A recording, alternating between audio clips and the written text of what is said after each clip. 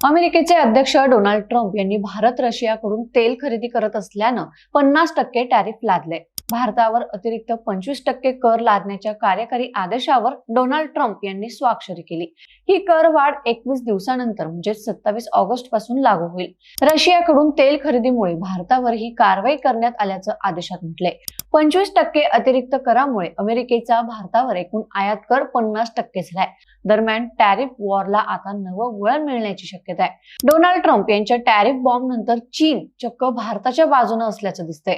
व्यापार धोरणांचा गैरवापर होत असल्याची टीका चीनने अमेरिकेवर केली आहे। अमेरिकेचे राष्ट्राध्यक्ष डोनाल्ड ट्रम्प यांच्या टॅरिफ धोरणाचा पाकिस्तानचा सच्चा मित्र म्हणून ओळखला जाणाऱ्या चीनकडून विरोध करण्यात आलाय।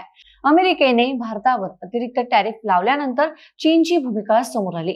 टॅरिफ धोरणाच्या दुरुपयोगाला स्पष्ट विरोध असल्याची प्रतिक्रिया चीनच्या परराष्ट्र मंत्रालयाचे प्रवक्ते गुओ जियाकुन यांनी दिली। दरम्यान चीनच्या या भूमिकेवर अमेरिका काय प्रतिक्रिया देणार हे पाहणं महत्त्वाचं ठरणार आहे।